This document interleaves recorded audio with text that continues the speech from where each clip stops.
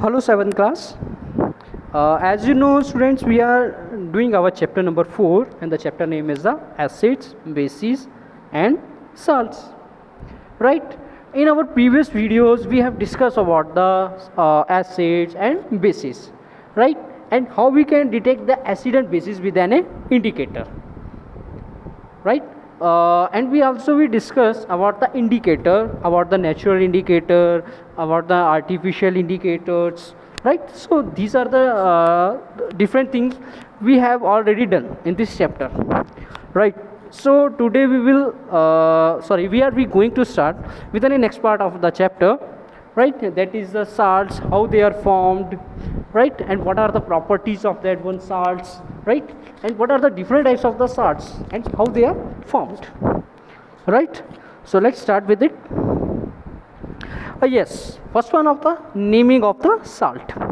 ठीक है, naming of salts की अगर हम बात करें तो salts are different acids are named as follows. ठीक है, कि जो डिफरेंट तरह के जो साल्ट्स बनाए जाते हैं वो on the basis of their names कैसे बनते हैं. जैसे साल्ट्स ऑफ सल्फ्यूरिक एसिड, कि जो salt acid like sulphuric acid से बने हम उसे नाम देते हैं सल्फेट. जो हाइड्रोक्लोरिक एसिड से बने that is the chlorides.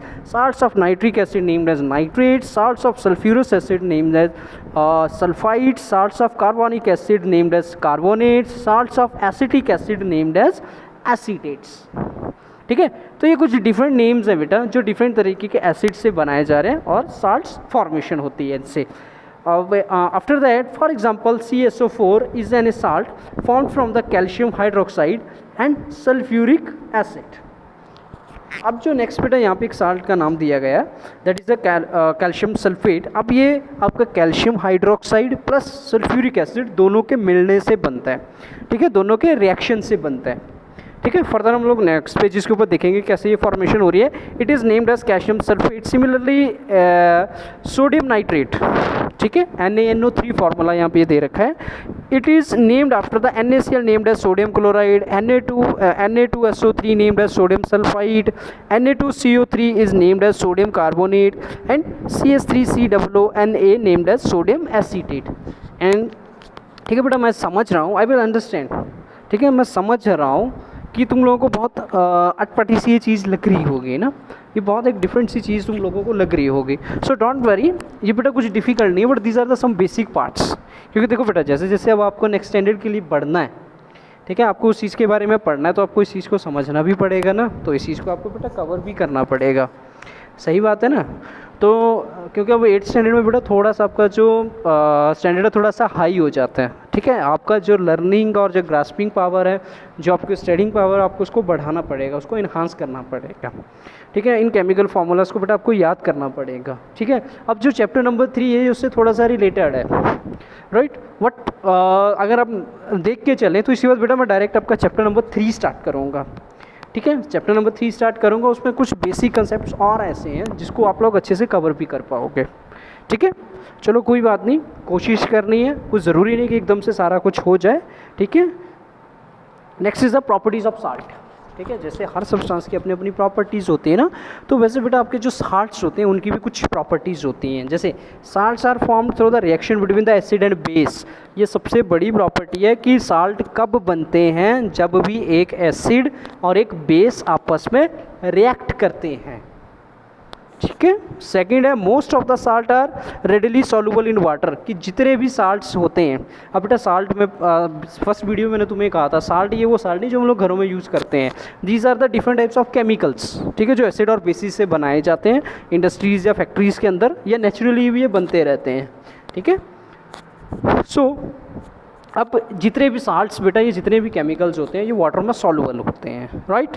Salts do not conduct electricity in their solid state. अब जो साल्ट होते हैं ना बेटा, वो इलेक्ट्रिसिटी को कंडक्ट नहीं करते जब तक वो सॉलिड फॉर्म में है.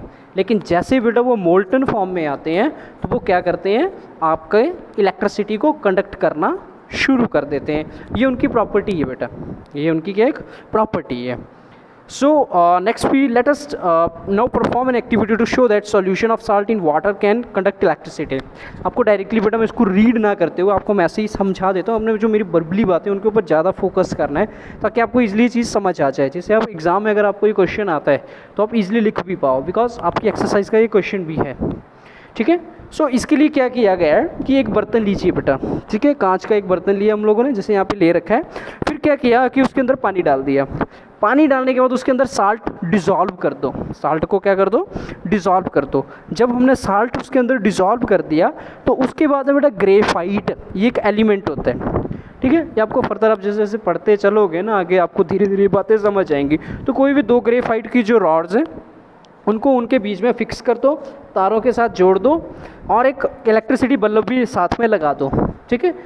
अब जब इलेक्ट्रिसिटी बल्ब लगा दिया फिर उसके बाद हमने उसको इलेक्ट्रिसिटी के साथ जोड़ दिया उन केबल्स को, ठीक है। यहाँ पे आप एक चीज़ देख रहे होंगे, ठीक है, यहाँ पे बेटा आपको बल्ब भी शो हो रहा है, साथ में आपको एक यहाँ पे एक लंबा डंडा, ऊंचा डंडा दिख रहा है, एक छोटा डंडा दिख रहा है। तो ये एक बैटरी का साइन होता है। ये आप लोगों को 6th स्टैंडर्ड में बताया भी गया था लास्ट चैप्टर में कि बैटरी का साइन को जब भी या सेल के साइन को जब भी हमें शो करना है तो हमें कैसे करना है, ठीक है। तो अब ये कोई नई चीज़ नहीं है आप लोगों के लिए, ठीक है। पॉजिटिव चार्ज, नेगेटिव चार्ज, इसके बारे में आप लोग 6th क्लास में पढ़ के आए हो, तो मुझे ज़्यादा एक्सप्लेन करने की ज़रूरत नहीं है अब इन चीज़ों को, ठीक है। तो ये चीज़ बेटा आपको यहाँ पे अब गिवन है, ठीक है। सो नेक्स्ट, अब जब हमने सारा कर दिया, जितना भी यहाँ पे जो भी हमें अप्रेटिस चाहिए था, ठीक है, वो हमने सारा कुछ अरेंज करके रख दिया। फिर होगा क्या कि हम लोग क्या देखेंगे कि जो हमारा बल्ब है वो ग्लो करेगा, वो जलना शुरू करेगा, ठीक है, जैसे हमारी इलेक्ट्रिसिटी बल्ब जलता है व्हाट। लेकिन अगर हम लोग क्या करें, अगर वो जो हमने साल्ट पानी में डाला था अगर हम उसको पानी में ना डालते और ऐसे ही उस साल्ट के बीच में ग्रेफाइट रॉड को लगा देते, तार लगा देते, सेल के साथ जोड़ देते, बल्ब नहीं जलता, नहीं ग्लो करता। क्यों? क्योंकि ये प्रॉपर्टी है कि साल्ट्स की ये प्रॉपर्टी है कि जब भी वो पानी में मिक्सअप होते हैं तब जाके वो क्या करते हैं, आपकी इलेक्ट्रिसिटी को कंडक्ट करते हैं, राइट। यस, नेक्स्ट साइड पे चलते हैं अब हम लोग। अब यस, क्लासिफिकेशन ऑफ साल्ट, ठीक है। आपको वीडियो के स्टार्टिंग में मैंने कहा था कि हम लोग आज जो साल्ट्स की डिफरेंट फॉर्म्स हैं, बिकॉज जो साल्ट है वो भी 3 तरीके से बनते हैं, एसिडिक, बेसिक और न्यूट्रल, ठीक है। इस वीडियो में आज हम लोग ये सारा कुछ कवर करेंगे एंड विथ एक्टिविटी। यहाँ पे आपको एक्टिविटी के साथ ये चीज़ दे रखी है और मैंने आपको प्रीवियस वीडियो में ये बात कही भी थी कि I definitely prepare an a video in which we I will show you कि how an indicator changes the color with an unknown solution, whenever it becomes pinkish, whenever it becomes colorless, when it becomes greenish, when it becomes blue, when it becomes red, ये depend करता है, ठीक है। जब भी एक indicator को डाला जाता है कौन सा इंडिकेटर यूज़ करा है ये भी साथ में, ठीक है। So definitely prepare any video for you with in few coming days. So let us discuss the classification of salts. Salts are classified as neutral, acidic and basic. अब न्यूट्रल साल्ट कैसे होते हैं और कैसे बनते हैं, please underline in your text books. अगर आपके पास अपनी टेक्स्ट बुक्स हैं तो प्लीज़ अंडरलाइन करना इनको कि salts formed by the reaction of strong acid with strong base. जब भी एक स्ट्रॉन्ग एसिड और एक स्ट्रॉन्ग बेस आपस में रिएक्ट करते हैं तो वो क्या बनाते हैं, आपका neutral salt. Solution of neutral salt in water is neutral, that is neither acidic और बेसिक, ना वो एसिडिक होते हैं ना वो बेसिक होते हैं। Hence such a solution does not change the colour of the litmus paper. इसीलिए अगर लिटमस पेपर उस न्यूट्रल साल्ट वाले सॉल्यूशन के बीच में हम लोग रखें तो उसका कलर कुछ भी चेंज नहीं होगा। अगर हमारा रेड लिटमस पेपर है तो रेड ही रहेगा, अगर ब्लू है तो ब्लू रहेगा, उसमें कोई कलर का चेंज नहीं आएगा। अब न्यूट्रल साल्ट का जो सेकंड पैराग्राफ है इसमें बेटा आपको एग्जांपल्स दे रखी हैं, जैसे sodium chloride is a neutral salt, it is found by the reaction of a strong acid HCl and strong base NaOH। After that KCl, KNO3, Na2SO4 are some other examples of neutral salts.